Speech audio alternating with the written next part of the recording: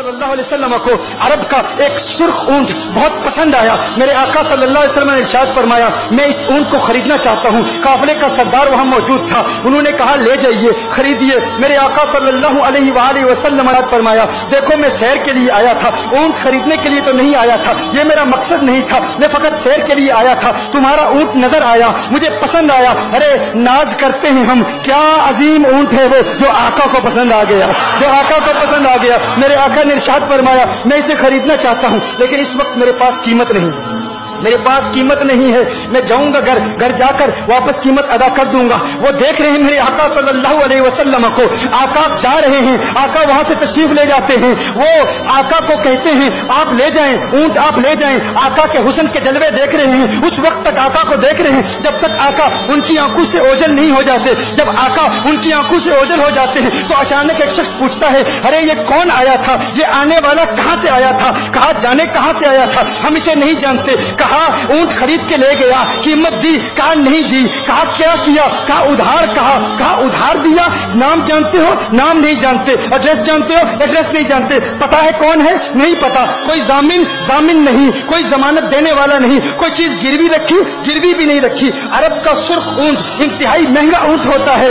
علماء جانتے ہیں سرخ اونٹوں کی قیمت کیا ہے. کوئی بندہ آئے جس کا نام پتا نہیں, ایڈریس پتا نہیں کہاں رہتا ہے, کہاں سے آیا ہے, اپنا اونٹ, ان کا اونٹ وہ لے کے چلے جاتے ہیں, ادھار لے کے جاتے ہیں, نام بھی نہیں بتاتے, ایڈریس بھی نہیں بتاتے. کہا تمہیں کیا ہو گیا تھا, تم نے اپنا اونٹ یوں ہی دے دیا. ایک شخص بولا ارے تم کہتے ہو کہ اس کا نام پوچھتے, اس کا پتہ پوچھتے, ارے نہ جانے کیا ہو گیا تھا, ہماری عقل پر پردے پڑ گئے تھے, ہم تو اس کے حسن میں ایسے کھو گئے تھے. ارے جب وہ بولتا تھا نا تو اس کے منہ سے پھول چڑھتے تھے, ان سے منہ سے پھول. انہی کی بو مایائے سمن ہے, انہی کا جلوہ چمن چمن ہے, انہی کی رنگت گلاب میں ہے, انہی سے گلشن مہک رہے ہیں.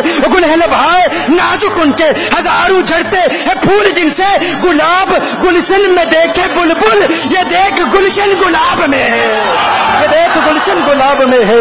ایک شخص بولا ارے نادانو اتنا مہنگا اونٹ یوں ہی دے دیا, پتہ بھی نہیں پوچھا, نام بھی نہیں پوچھا, ایڈریس بھی نہیں پوچھا. ایک شخص بولا تم کہتے ہو ایڈریس پوچھتے اور تم کہتے ہو کہ تم اس کے میٹھے بول سن رہے تھے.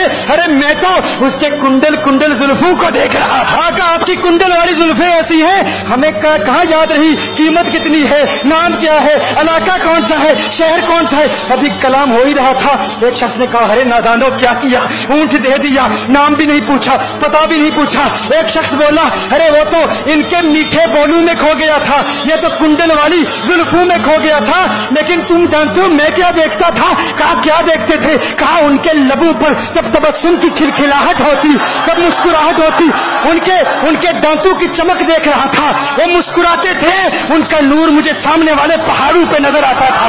ایک شخص نے کہا ارے تم تو ان کے دانتوں کی چمک کو دیکھتے تھے, ان کی مسکراہٹ کو دیکھتے تھے, اور مجھ سے پوچھتے ہو کہ میں نام پوچھتا, پتہ پوچھتا.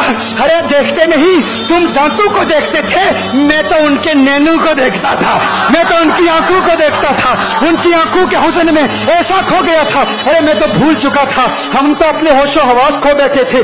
ایک شخص نے کہا ارے دیکھو وہ تمہارا اونٹ ہی لے گیا ہے, اونٹ ہی لے گیا ہے, نام بھی نہیں پوچھا, ایڈریس بھی نہیں پوچھا. کلام نے یہ تاثر دیا گویا کہ اونٹ چوری ہو گیا ہے. اچانک خیمے سے ایک عورت کی آواز آتی ہے, خیمے سے ایک عورت کی آواز آتی ہے. وہ کہتی ہے خبردار انا دامنۃ لثمن جبلکم. ایک عورت کہتی ہے خبردار, کوئی یہ نہ کہے اونٹ چوری ہو گیا ہے, میں ضمانت دیتی ہوں تمہارے اونٹ کی قیمت کی.